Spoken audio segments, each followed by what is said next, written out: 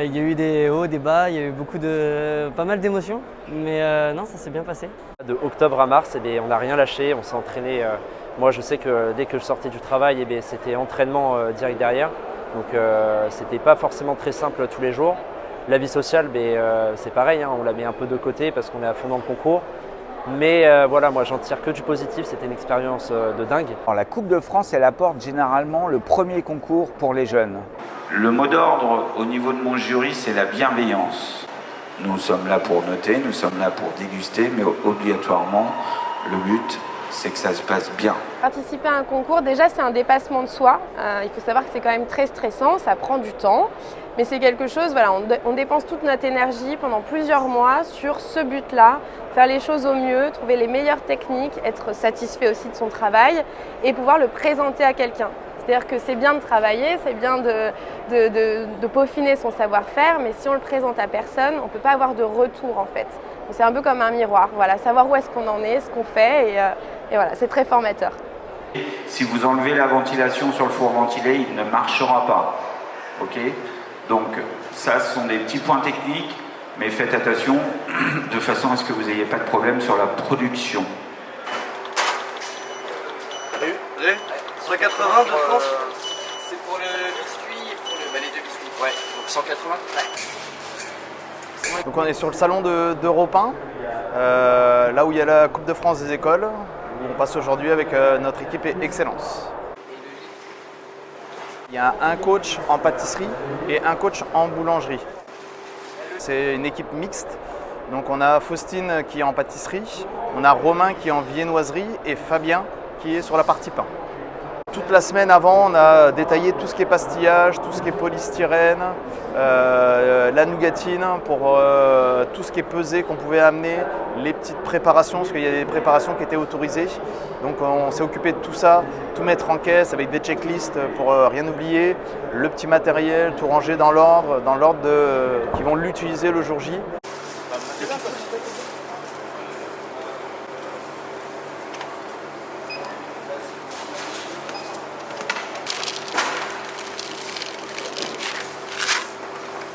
Avec une épreuve de boulangerie, une épreuve de viennoiserie et une épreuve de pâtisserie qu'ils ont à réaliser avant 14 heures.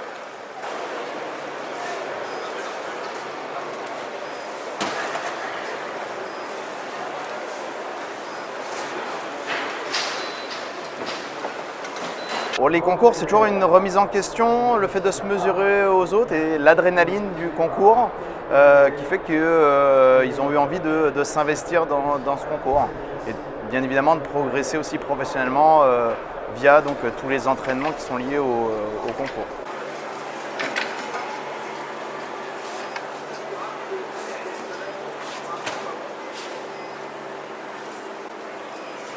Sur la viennoiserie, on est parti sur des choses qui sont au final assez actuelles, avec des striés, des choses comme ça, un petit peu revisitées.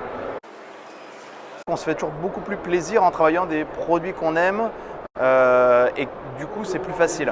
Donc on leur a demandé sur quel produit ils voulaient partir et après on les a aiguillés pour avoir les goûts et les textures voulues.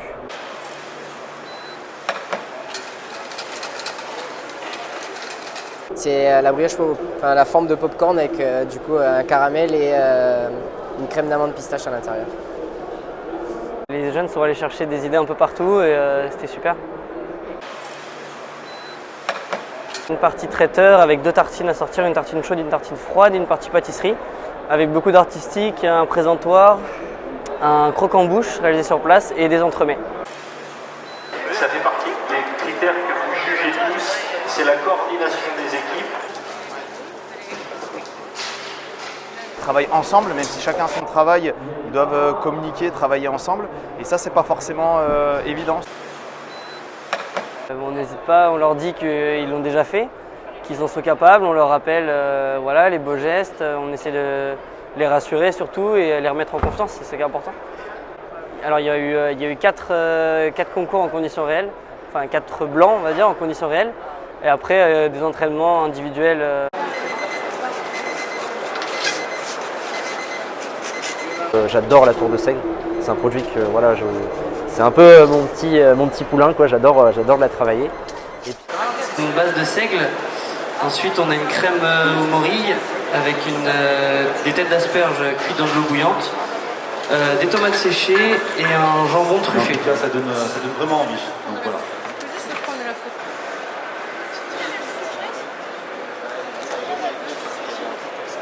Pour les jeunes, ce qui était compliqué, c'était la gestion du stress. Surtout pour Faustine et Fabien, dont c'était le premier concours. Après, ça a été au final dans les temps et avec le buffet qui voulait sortir, ils sont fiers d'eux, donc c'est cool. Et les compagnons du devoir de Bordeaux.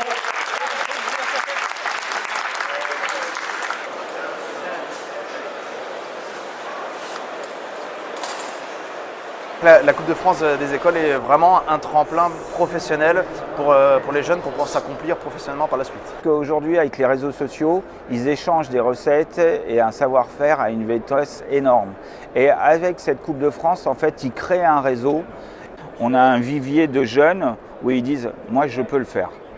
Je suis capable de le faire ». Et pour moi, les jeunes aujourd'hui, n'hésitez pas parce que c'est une voie royale. C'est une voie royale dans l'artisanat, sur une boutique sur Paris, en tant que chef de production dans un hôtel, en tant que chef sur un bateau de croisière, en tant que créateur de recettes pour un groupe sur un continent différent. Croustillant feuilletine avec du chocolat framboise, inspiration Valrhona. Un crémeux framboise, un coulis framboise et une mousse au chocolat. Les jeunes qui font la Coupe de France, on les retrouve sur les meilleurs apprentis de France, on les retrouve en compétition sur justement la Coupe du Monde. Et c'est des gens qu'on a eus et qui en fait montent en échelon sur ce genre de compétition. 5, 4, 3, 2, 1. Et c'est terminé, bravo!